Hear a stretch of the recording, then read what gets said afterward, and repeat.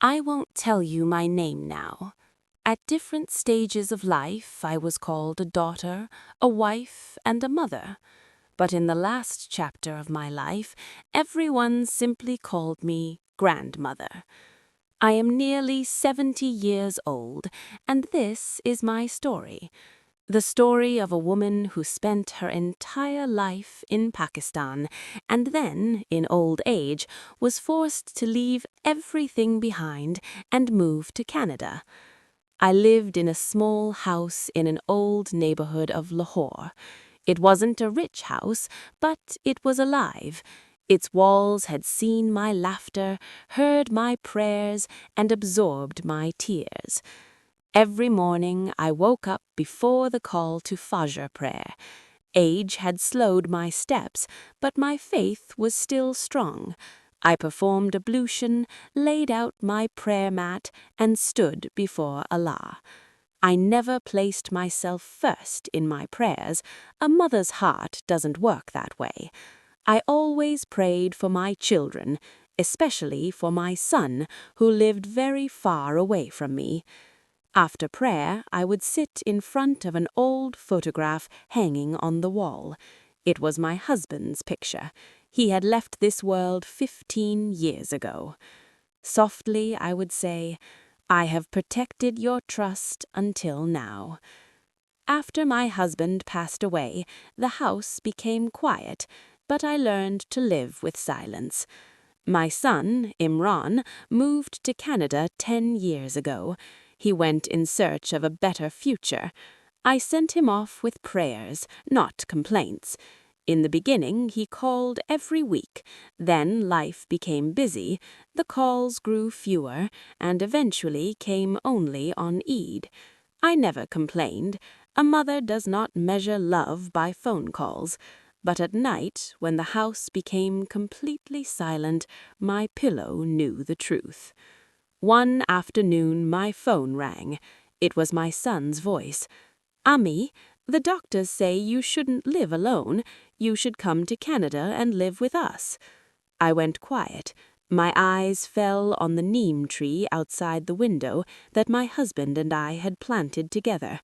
I softly said, "My son, my home?" He replied, "Ami, home is wherever you are." The call ended, and a storm rose inside my heart. I spent many nights in prayer. Finally, I made the most difficult decision of my life. I sold my house, packed my belongings. I kept one small bag with me, containing my Quran, my husband's photograph, and a single bangle from my wedding. As I left the neighborhood, it felt as if every wall was watching me. In my heart, I whispered, "O Allah, I am leaving my soil behind." When the airplane took off, I looked down through the window. The land slowly disappeared into the clouds, and tears streamed from my eyes. I wasn't just leaving Pakistan. I was leaving my identity. Canada was a completely different world. Cold weather, snow, unfamiliar language, and everyone always in a hurry. My son and daughter-in-law worked all day. The house was big and modern, but it lacked the warmth I was used to. Most of the time I sat by the window, watching the snow fall. I missed the sunlight of Pakistan. I had 2 grandchildren. They were good children, but lost in screens and mobile phones. I wanted to tell them stories, but words often failed me, so I simply smiled.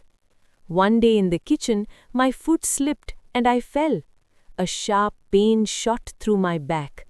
The doctor said I needed constant care, and from my son's mouth I heard the words "old age home." My heart broke silently. I said, "My son, if I am a burden, just tell me the truth." That night I heard him crying. A mother recognizes her child's tears. The next day, everything changed. My son reduced his work hours. My daughter-in-law began spending time with me. They chose me. My grandchildren started learning Urdu, and I began to smile again. One evening I sat by the window, watching the snow. I held my son's hand and softly said, "My son, changing countries does not change life. Life only changes when a person changes their heart." I knew he had heard me. Now I speak.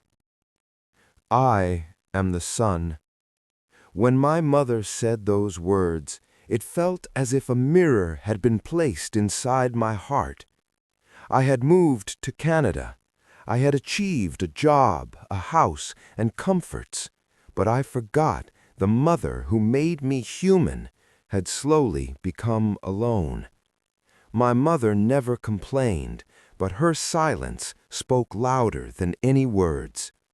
That day, I realized that if I truly wanted to be successful in life, I first needed to become a good son.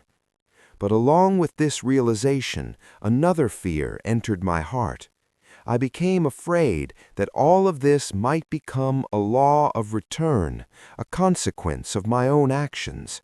The way I failed to give my mother time, attention, and care. What if one day my own children treated me the same way? Children learn what they see their elders do. If I treated my mother like a burden, then tomorrow my children would see me as a burden too. That fear changed me. That fear made me human. A few months later, my mother left this world. There was peace on her face. Today, I tell this story so that no other son repeats the mistake I made. If your parents are alive, hold their hand today. Tomorrow, you may only have memories left.